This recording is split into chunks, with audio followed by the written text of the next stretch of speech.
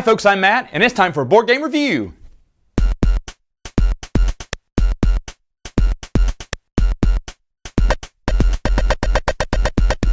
Today we're going to go over the Springs of Catan. No, not the board game, we've already done that. We're going to go over the two little mini games, Springs of Catan and Frenemies of Catan.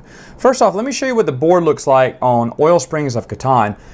You notice we have two desert tiles. Now they give you these little tokens that go on the desert tile, so now they are also things you can get when you roll the die.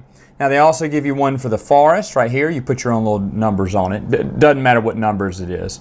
And there's one for the pasture too. So you can have up to 4. And so if it rolls the die and it gets on one of these, you get an oil. Now, what's the deal with oil?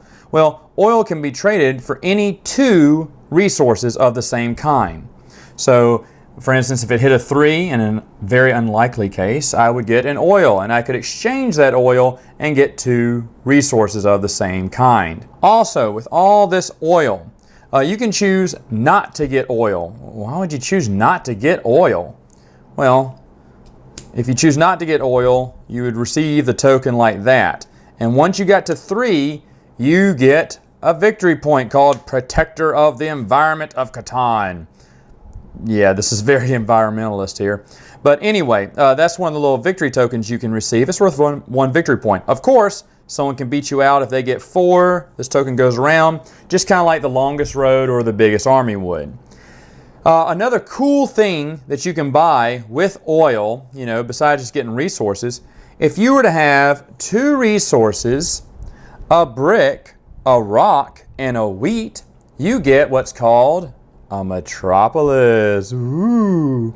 And where does that go? Well, it goes right there on top of your city. When you do this, it actually gives you an extra victory point, plus you get 3 of one kind instead of just 2. So if it rolled, let's say wheat, I'd get 3 wheat in this case. So that's oil. Now, that's the good stuff about oil. What's the bad stuff? Well, every time you cash in oil for resources or cash it in to buy a metropolis, you move this little oil meter up here. Now, what does that mean? Well, this will be, it starts right here, and then I just do it right here. 1, 2, 3, 4, 5.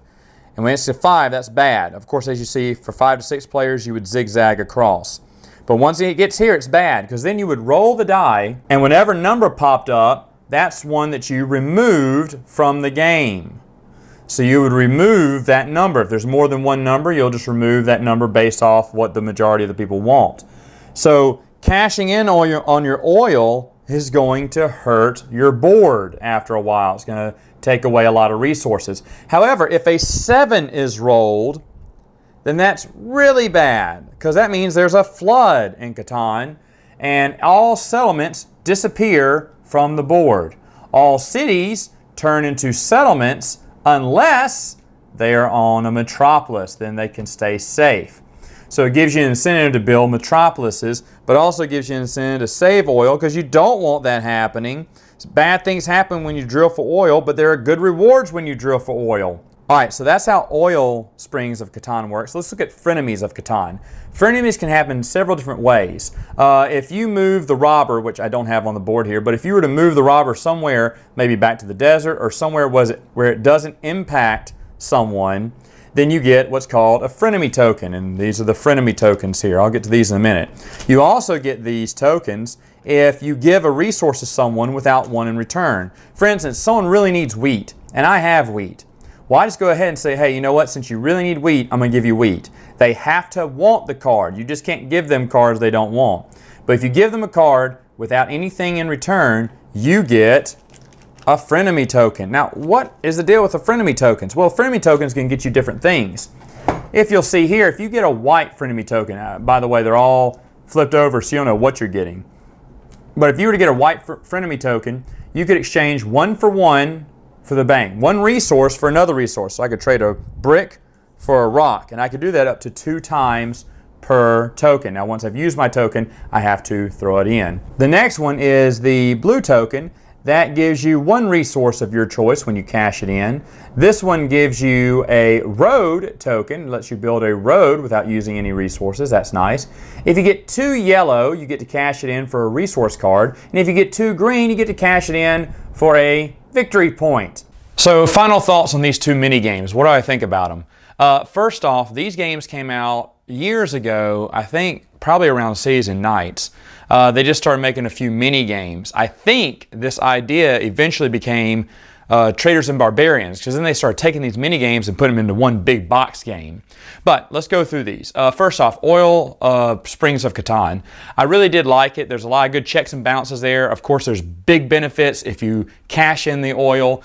There's also big consequences when you cash into mini. Now, I don't really like the environmentalist theme, you know, like oil is bad. You know, I don't really care for that, but I do like the checks and balances, as I said. I like that maybe one person can screw over everyone by cashing in that last bit of oil. It may really benefit them and hurt someone else. Or you may have a lot of people just too afraid to cash in on the oil. I don't know. It depends on who you play with. But potentially that could be a great game. An even better mini game, in my opinion, is Frenemies. I am shocked. I really thought Oil Springs would beat out Frenemies. I didn't think that Frenemies would be as good as it actually was when we started playing it, because it makes for a lot more friendlier game, that's for sure. People want to give you cards so they can cash in on those Frenemy Tokens. But the thing is, you need to watch out, because in one of the games I played, I realized everyone was just so caught up in the whole Frenemy Token things that they were just giving me whatever I needed to build cities, roads, settlements, and whatnot. And I easily won the game while they were too concerned getting Frenemy Tokens. So you need to watch it. On the other end of that, maybe I'm the one giving out all, you know, maybe I have all the ore and I just start giving it out for free for Frenemy Tokens. You better watch out, because if there's one person getting all the Frenemy Tokens, they could win. Or one person receiving all the items and everyone else getting Frenemy Tokens, they could win. Trust me, it happened. So I like it. Should you get the games? Yeah, if you like Catan, I think there's enough versatility to get both of them. I think it would change the way you play the game. Frenemies especially, I really like how that's played. Oil Springs of Catan, yes, but it does depend on your game group. Is your game group going to be random enough or brave enough to cash in on that oil and maybe hurt Catan? Who knows? If they aren't, you know, that brave to do it, then you may be wasting your time getting that game. I'm glad I have them both. We play them generally every once in a while, and it makes for a good mix-up when playing just the base set of Settlers of Catan, because that's really all you need for these little mini games. All right, gamers, that's all for now. Until next time, game on!